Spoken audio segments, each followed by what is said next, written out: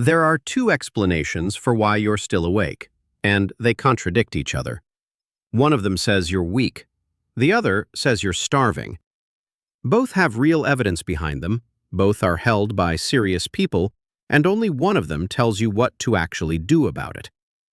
So I want to run the argument properly, make the strongest case for each, then tell you which one I think survives, including the part where the flattering answer turns out to be a trap.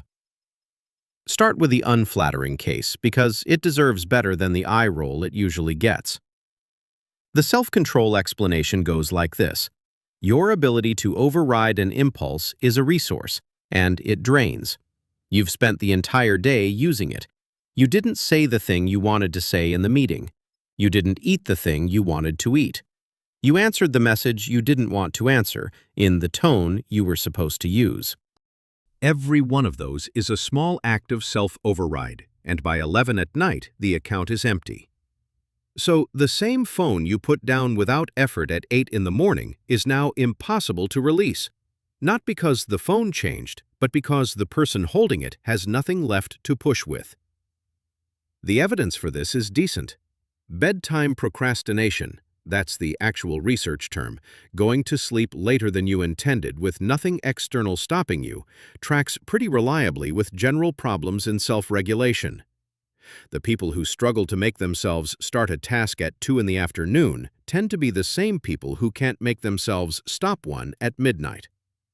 It's the same machinery, worn down. And this explanation predicts things correctly.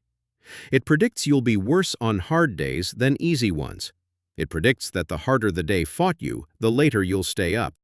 It predicts that willpower-based fixes work briefly and then collapse, which is exactly what happens to everyone who's ever set a bedtime alarm. So it's not a stupid theory, it's just incomplete, and here's the crack in it.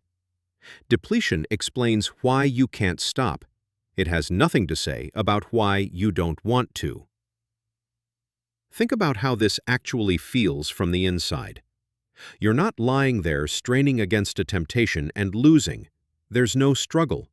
You're choosing it with something close to relish. And if someone walked in and switched the television off, you'd feel robbed, not rescued. A depleted person feels defeated. You feel like you're getting away with something. Those are different states, and any theory that can't tell them apart is missing the thing that matters.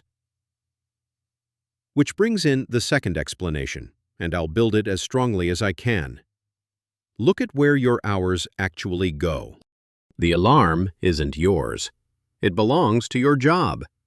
The morning belongs to whoever needs feeding or driving or answering. The middle of the day belongs to a boss, a client, an inbox, a meeting that could have been 3 lines of text. The evening belongs to the dishes and the people you live with and the thing you didn't get done. Add it up honestly, and there may be no stretch of the day, from the alarm to the last obligation, that you chose the contents of. Then the house goes quiet, and for the first time in 17 hours, nobody wants anything from you. And you don't spend that time. You hoard it. You hold the door open on a room where nothing is being asked, and you keep it open long past the point where it's pleasant, because the value isn't in the show, it's in the not being needed. That's the autonomy case, and it explains what depletion can't. It explains the defiance. It explains why this hits shift workers and parents of small kids and carers hardest, rather than people with loose, self-directed days. It explains why you did this constantly in one job and barely at all in another, without you having become a more disciplined person in between. And it explains the test that I think settles it. Think about a real day off, one where nothing was scheduled and nobody needed you. Most people, when they actually check, find they went to bed at a sane hour that night without a fight and didn't even notice. Same self-control, same person, same phone. The difference was who owned the day. Now, the part where I turn on my own argument. The autonomy explanation is the flattering one. And flattering explanations are dangerous because they're so comfortable you stop looking. It says the problem isn't your character, it's your circumstances. It hands you a grievance instead of a task. And I've watched people take this idea and use it as a license. Well, it's the only time that's mine, and then run it every single night for a year while their health quietly degrades underneath the story. A reason is not a permission. The fact that there's a legitimate hunger driving this doesn't make what you're doing free. Because look at what the transaction actually is. You're not creating time at midnight.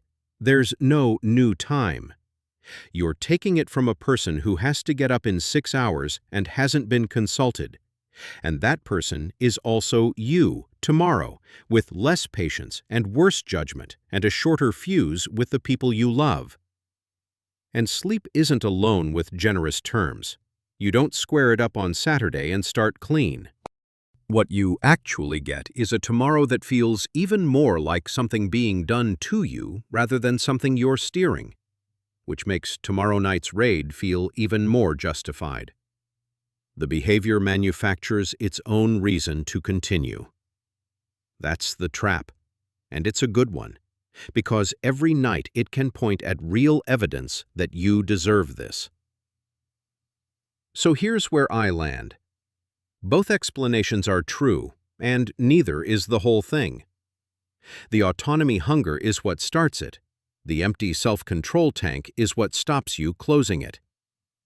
Which means attacking either one alone fails. That's why the phone in the kitchen trick works for 4 days, and why just be more disciplined has never worked for anyone, ever, including me.